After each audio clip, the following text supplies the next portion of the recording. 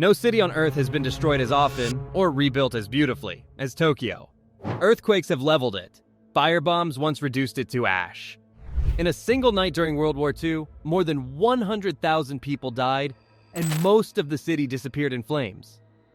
And yet today, Tokyo isn't just standing, it's thriving. It's the largest city in the world, home to 37 million people, and its economy, worth over $2 trillion, outweighs entire nations. How did a city defined by so much destruction transform itself into the safest, cleanest, and most mesmerizing megacity on Earth? To many, Tokyo feels almost impossible. Its trains arrive with clockwork precision, its streets stay spotless without a single trash can in sight, and its neighborhoods balance centuries-old shrines with futuristic skylines. But Tokyo's magic didn't come from a single stroke of genius or a perfect master plan. It was born out of disaster, centuries of fire, earthquakes, and war, forcing the city to rebuild, reimagine, and renew itself again and again. This is the story of how destruction became Tokyo's greatest strength and why resilience, not perfection, is the secret to its success. You're watching Geologic. If you find this fascinating, don't forget to like this video and subscribe for more deep dives into the hidden logic behind the world's greatest cities. Picture Tokyo in the early 1600s. Not a skyline of glass towers, but a feudal stronghold called Edo. When the Tokugawa shogunate chose Edo as its seat of power in 1603, it wasn't just politics. It was urban engineering on a scale Japan had never seen. The city was divided by class. Samurai estates sprawled across low-density plots, with gardens and green space to project power and stability. Commoners, by contrast, lived in tight grid-like blocks called cho, each about 128,000 square feet, and home to roughly 300 people. Here's the twist. Edo's streets weren't built to welcome visitors. They were built to confuse enemies. Narrow, angled lanes wound through the city like a maze, deliberately slowing any advancing army. It was defense as urban design. Unlike the broad ceremonial boulevards of Paris or the centralized grid of Washington, D.C., Edo grew as a patchwork of neighborhoods, each semi-autonomous, each with its own rhythm. It was less a capital city, more a federation of fortified villages stitched together. That DNA of fragmented but resilient communities still pulses through modern Tokyo. By the late 1800s, Edo had become Tokyo, the eastern capital. The Meiji era threw open Japan's doors to the world, and Western ideas rushed in: paved roads, sewer systems, even Paris-style boulevards. The turning point came with the 1919 Tokyo City Planning Act, Japan's first national urban law. But Tokyo took a different path than Western cities. While U.S. zoning laws separated people by class and race, dividing residential from industrial, Tokyo's approach was inclusive and hierarchical. Only 4 zones existed, allowing small shops, restaurants, and homes to coexist as long as they weren't disruptive. Another innovation was land readjustment. Instead of seizing land, the government pulled plots, reorganized them for infrastructure, then returned them, slightly smaller, but far more valuable. Since 1919, over 13,000 land readjustment projects have reshaped Japan's cities without erasing ownership. By the 1920s, Tokyo was a hybrid, samurai patchwork fused with Western modernity. But this delicate balance would soon face its ultimate test. On September 1st, 1923, the Great Kanto Earthquake struck with a magnitude of 7.9. In minutes, much of Tokyo and Yokohama collapsed into rubble and flames. Over 100,000 people were killed, and nearly 2.5 million left homeless. Reconstruction efforts brought new sewers, wider roads, and fire breaks. But just 2 decades later, tragedy returned. During World War II, Tokyo faced destruction on a scale unmatched in human history. On the night of March 9, 1945, U.S. bombers unleashed a firestorm that killed over 100,000 people in a single night. By the end of the war, 60% of Tokyo was gone. And yet from the ashes, Tokyo rebuilt, not with a rigid master plan like London or Berlin, but through organic resilience. Lacking funds and authority under U.S. occupation, residents themselves reconstructed neighborhoods, alleyways, and block structures. What looked like chaos was actually the return of Edo's village DNA. Quick question, If your own city were destroyed, would you rather see it rebuilt exactly as it was, or reborn in a new form? Let me know in the comments. I'd love to hear your take. This resilience wasn't just practical, it was cultural. In Japan, the Buddhist idea of mujo, or impermanence, teaches that nothing lasts forever. The Ise Grand Shrine, the country's most sacred Shinto site, is ritually torn down and rebuilt every 20 years. Destruction is not an end, but a renewal. That philosophy of constant rebirth shaped Tokyo's destiny. By the 1950s, Tokyo was rising again from the ashes. In just 15 years, its population jumped from 3.5 million to 9.7 million. Rural families poured in, factories thrived, and Japan's economy roared. This was the moment Tokyo could have gone the way of Los Angeles, built around the car. In fact, car ownership rose 600% in the 1960s, and the Shuto Expressway carved through neighborhoods, a symbol of Japan's industrial boom. But unlike American cities that surrendered to highways, Tokyo doubled down on rail and metro. In the 1950s, the subway system had only the Ginza Line and Marunouchi Line. By the 1964 Tokyo Olympics, the Hibiya Line and the world's first Shinkansen bullet train debuted. Today, Tokyo's transit carries 2.4 billion riders annually. The Shinkansen still boasts an on-time record with average delays of less than 1 minute. The Olympics weren't just sports, they were a rebirth. Tokyo showcased itself as modern, resilient, and global. While other megacities sprawled outward, Tokyo stayed dense and rail-bound, its old Edo street grid adapting to futuristic transport. By the late 1960s, Tokyo was bursting at the seams. Land prices soared, traffic clogged, and pollution choked the air. Japan's answer was the 1968 New City Planning Act, the law that still shapes Tokyo today. It replaced the old 1919 framework with a 12-zone system. But unlike New York, which has hundreds of rigid zoning districts, Tokyo's zones were inclusive and hierarchical. Each higher category absorbed all lower ones, making it easy to mix housing, shops, and small businesses. This light-touch approach preserved Tokyo's walkable neighborhoods while ensuring supply. Since the 1970s, Tokyo has consistently built over 140,000 new homes per year. New York, by comparison, often struggles to reach 25,000, despite similar demand. Even during Japan's lost decade in the 1990s, Tokyo built more than booming Western cities. Why? Because in Japan, homes are seen as temporary. Most depreciate within 30 to 40 years, a mindset rooted in the Buddhist idea of mujo, impermanence. The best example is the Ise Grand Shrine, ritually torn down and rebuilt every 20 years. Destruction is not failure, it's renewal.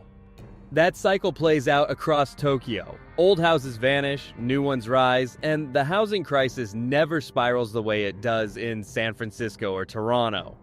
Most megacities are built around a single core. New York revolves around Manhattan. London orbits the city and Westminster. Shanghai towers over Pudong. But Tokyo, it refused to follow that script. Instead, Tokyo became a multi-core metropolis. The government even relocated its headquarters to Shinjuku, turning what was once just a shopping and transit hub into a co-capital alongside Marunouchi and Chiyoda. Each of the 23 wards developed its own identity, like stars in a constellation. Shibuya, pulsing with youth culture, fashion, and nightlife. Ginza, gleaming with neon prestige and high-end shopping. Asakusa, where temples, festivals, and tradition keep old Edo alive. Akihabara, buzzing with electronics, gaming, and anime culture.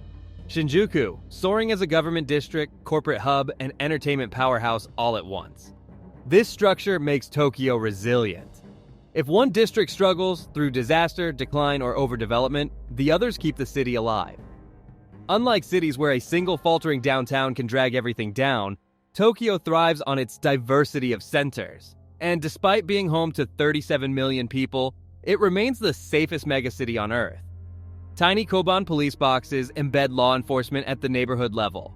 Traditions of yui, or mutual aid networks, keep communities self-reliant and interconnected. It's why Tokyo rarely feels overwhelming. Instead, it feels like a collection of small towns, each with its own rhythm, stitched together into one seamless whole. Quick question. If you could spend a week in just one of Tokyo's wards, Shibuya, Ginza, Asakusa, or Akihabara? Which would it be? Let me know in the comments. If Tokyo's multi-core design explains its resilience, its everyday habits explain its atmosphere. Step onto its streets and you'll notice something odd. Public trash cans are almost non-existent, yet the sidewalks gleam. That's because Japanese children grow up cleaning their own classrooms, hallways, and bathrooms. Responsibility is part of education, not punishment. By adulthood, that sense of civic duty is second nature. You take your trash home, you don't leave it behind. This shared discipline gives Tokyo the aura of a tidy village, even though it's the largest city on the planet. But cleanliness is only the beginning. Tokyo thrives on 1,000 small conveniences. Over 14,000 convenience stores, family-run outposts, and corporate chains, where you can eat, pay bills, mail packages, or grab a hot meal at 2 a.m. Nearly 5 million vending machines across Japan, with Tokyo as their beating heart, offering hot coffee in winter, cold drinks in summer, and even umbrellas on rainy days. These microsystems make daily life frictionless. You can live in a cramped apartment and still feel abundant comfort because the city itself functions like your extended living room. And then there's the atmosphere. Trains glide in almost complete silence, passengers respectful of shared space. Narrow alleys bustle with izakaya bars, but just blocks away shrines stand in quiet dignity. The contrast feels surreal. Chaos and calm living side by side.